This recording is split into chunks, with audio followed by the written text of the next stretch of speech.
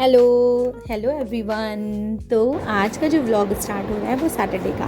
सबसे पहले आपने पिक देखी होगी कि मेरा रेड पेन और लल्ला का पेंसिल।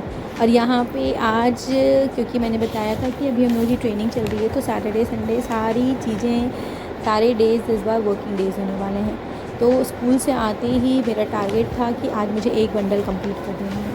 तो अभी मेरी रिस्ट वॉच लगी ही है, ड्रेस मैंने चेंज नहीं किया है। आज आपको लग रहा होगा कि यूनिफॉर्म नहीं दिख रही है। येस ऑफ कोर्स आज यूनिफॉर्म नहीं है, क्योंकि आज हम लोगों को ऐसा कोई कैजुअल ड्रेस पहन के जाना था। तो मैंने, क्योंकि ये सावन का टाइम चल रहा था, तो मैंने ग्रीन कलर का सूट पहनने की सोचा। तो यहाँ पे मैंने एक बंडल निपटाया, नीचे ही ग्राउंड फ्लोर पे ही मैंने बंडल फाइनल करने के बाद हम ऊपर आए तो लल्ला के साथ 2-4 क्लिप करवाए।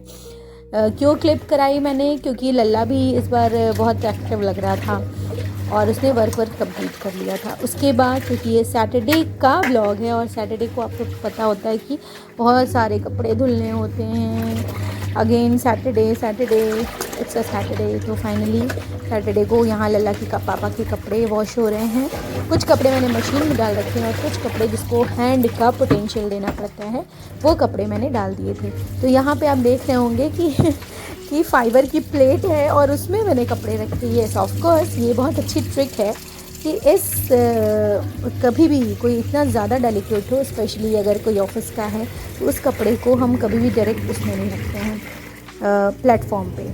तो यहाँ पे मैंने बताया ना, कुछ कपड़े मैंने वॉशिंग मशीन में डाले और कुछ कपड़े मुझे हाथ से पहले उसको रब करने होते हैं, उसकी कफलिंग वगैरह देखनी होती है। उसके बाद फिर अगर वो हार्ड रहता है तो फिर उसको हम डाल देते हैं। तो यहाँ पे कफलिंग वगैरह सब क्लीन कर रहे थे। अच्छा, प्लेट में रखने का एक और भी फ़ायदा होता है कि कभी कुछ गंदा नहीं होता है। यहाँ मेरे पास एक कप है, क्लोथ को रब करने के लिए एक कप है, क्योंकि डायरेक्ट हम लोग ब्रश नहीं लगाते हैं। ये कपड़े बहुत ज़्यादा डेलिकेट होते हैं, बहुत ज़्यादा प्योर कॉटन होने की वजह से ये बहुत बड़े एक्सपेंसिव भी होते हैं और बहुत ज़्यादा कंफर्टेबल होते हैं। जब इसको आप पहनेंगे ना तो इतना ज़्यादा कंफर्टेबल लगेंगे ये सारे कपड़े कि क्या।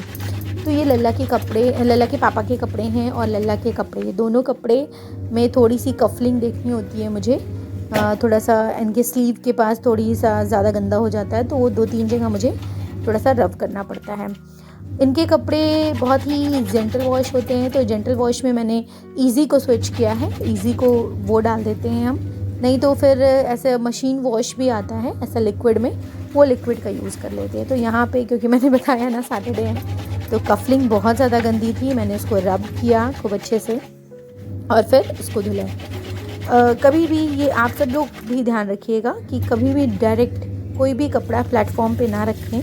आपको देखने से लग रहा होगा कि इनका तो बेसिन बहुत ज़्यादा गंदा है, बट मैं आपको बताऊं, ये बेसिन बेसिकली ये बहुत ही ज़्यादा ओल्ड टाइम का है। काफ़ी साल हो गए, 20 साल तो हो ही गया होगा, इसलिए वो देखने में ऐसा लग रहा है। तो इस तरह से मैंने वॉशिंग मशीन में फाइबर की प्लेट से एक वो उनका शर्ट ऑफ़र किया। तो यहाँ पे फिर मैंने उसको साफ़ ऑफ कर दिया, बेसिन को साफ़ कर दिया, क्योंकि मेरा घर थोड़ा सा छोटा है तो थोड़ी डिफ़िकल्टी होती है, बहुत ज़्यादा कम स्पेस में ज़्यादा काम करने होते हैं। तो फिर से मैंने इस प्लेट का यूज़ किया, क्योंकि आज सैटरडे है। तो सैटरडे को एक काम हम करते हैं, पीतल के सारे बर्तन अच्छे से धुल लेते हैं, क्योंकि नींबू से पीतल के बर्तन बहुत अच्छे से साफ़ होते हैं। तो यहाँ पे मैंने इसको अच्छे से साफ़ ऑफ कर लिया। एक दिन पहले मैंने पीतल के बर्तन को, स्पेशली बर्तन मीन्स व्हाट, ये लोटा ही थोड़ा वो गंदा हो जाता है, रेगुलर बेसिस पे तो नहीं हो पाता, तो उसको मैंने ना एक दिन पहले ही वॉश कर दिया था। तो यहाँ देखिए वो कितना ज़्यादा चमक गया बिना किसी एफर्ट का।